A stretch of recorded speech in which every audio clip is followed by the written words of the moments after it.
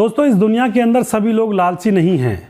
हम सोचते हैं कि ज़्यादातर लोग लालची भरे हुए हैं, लेकिन अभी भी इस दुनिया के अंदर बहुत ही नेक, ईमानदार और बहुत ही अच्छे लोग रहते हैं, जिन लोगों के ऊपर यह दुनिया टिकी हुई है। लोग एक दूसरे के ऊपर विश्वास बनाते हैं ऐसे लोगों को देखकर ही।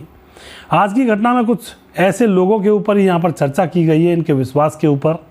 तलाकशुदा पति ने कबाड़े वाली लड़की से शादी की और फिर उसके बाद जो हुआ सोचकर आप भी दंग रह जाओगे। आखिर क्या होता है? जो एक पति होता है जो कि अमीर खानदान से बिलोंग करता है जो लड़का, और वह कबाड़ा बीनने वाली लड़की से वह शादी कर बैठता है। आखिर क्या हुआ था घटना के अंदर, पूरी जानकारी यहाँ पर लेने वाले हैं। नमस्कार, मैं हूँ सुदेश कुमार और ब्रेन डिमांड चैनल में आपका स्वागत है। यह घटना मध्य प्रदेश के ग्वालियर की है, जहाँ पर मनीष नाम का एक लड़का होता है। वह बहुत अमीर है, उसके घर वालों के पास बहुत सारी प्रॉपर्टी है और कई बिजनेस चले हुए हैं। तो यहाँ पर जो मनीष होता है वह बार बार अपने घर वालों से कहता है कि मेरी शादी अगर करनी है तो किसी गरीब लड़की से करना, मुझे अमीर लड़की और उनकी देन दहेज से कोई मतलब नहीं है। लेकिन जो मनीष के माता पिता होते हैं, जो उसका पिता होता है, वह थोड़ा सा लालची टाइप का था। शादी के योग्य मनीष हो ही रहा था, उसकी शादी के लिए चर्चाएं चल रही थी। तो जो मनीष का पिता होता है वह उसके लिए एक लड़की जिसका नाम होता है रोशनी, वह ढूंढ देता है। रोशनी जो कि बहुत ही अमीर खानदान से बिलोंग करती थी और बहुत सारा दहेज लेकर रोशनी अपने साथ आई थी। जो मनीष होता है वह बार बार कहता है कि बाबूजी आपने वही बात कर दी ना जो मैं नहीं चाहता था, मुझे अमीर घर की लड़की चाहिए ही नहीं, क्योंकि इनके अंदर वो बात नहीं होती जो असलियत में औरत के अंदर होनी चाहिए। ये पैसे के घमंड में कुछ भी कर सकती हैं। लेकिन अब तो शादी हो गई थी। शादी होने के बाद मनीष की बात सत्य निकलती है और यहाँ पर अब वह अपने सास ससुर को वह लड़की परेशान करने लगती है और ऊपर से वह लड़की चरित्रहीन भी है। शादी से पहले ही उसका अफेयर अपने बॉयफ्रेंड के साथ चला हुआ है। शादी से पहले अफेयर चला हुआ है, तो शादी के बाद जब वह पति के घर आती है तो पति के घर पर मन नहीं लगता है। 10 दिन पति के घर रहती, 10 दिन मायके चली जाती अपने यार के पास, और इसी तरह से 10-20 दिन में इधर से उधर वो होती रहती है। दोस्तों, धीरे धीरे कुछ समय गुजर जाता है तो एक दिन वह मौका देखकर अपने प्रेमी के साथ घर से फरार हो जाती है।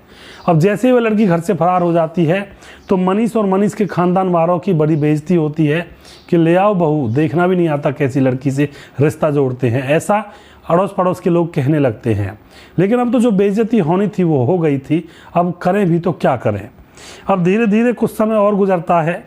अब क्या होता है दोस्तों, एक दिन मनीष ग्वालियर जा रहा था। ग्वालियर जाते हुए रास्ते में वह रुकता है, वहाँ पर देखता है एक बुजुर्ग आदमी बैठा हुआ है, उसके पास उसकी लड़की है जिसका नाम है साधना, और वह बहुत ही खूबसूरत है। उसको देखकर ही वह असलियत में रुका था। वहाँ पर उनके पास जाता है तो पता चलता है कि वह बुजुर्ग आदमी बीमार है और उसकी जो बेटी है साधना, उसको लेकर जा रही है हॉस्पिटल के लिए इलाज करवाने के लिए। उनके कपड़े गंदे मैले से फटे पुराने से थे। तो यहाँ पर जो मनीष होता है उनको अपनी गाड़ी में बिठाता है, हॉस्पिटल ले जाता है, वहाँ पर उनका इलाज करवाता है और उनसे एक भी पैसे नहीं लेता है।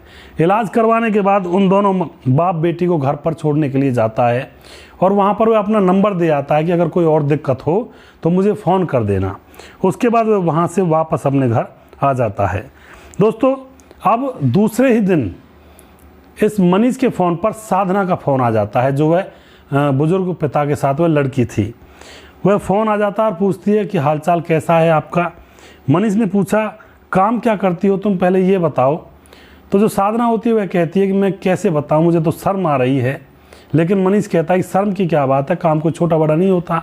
साधना कहती है, जी हमारे बाबूजी और हम कूड़ा करकट बीनते हैं, यानी कि कबाड़ा बीनते हैं और अपना भरण पोषण करते हैं। अब मनीष को पता नहीं क्या हो जाता है, वह उससे लंबी बातें करने लगता है, बहुत देर तक उससे बातें करता है। उसके बाद मनीष उससे एकदम से कह देता है कि मैं तुमसे शादी करना चाहता हूँ।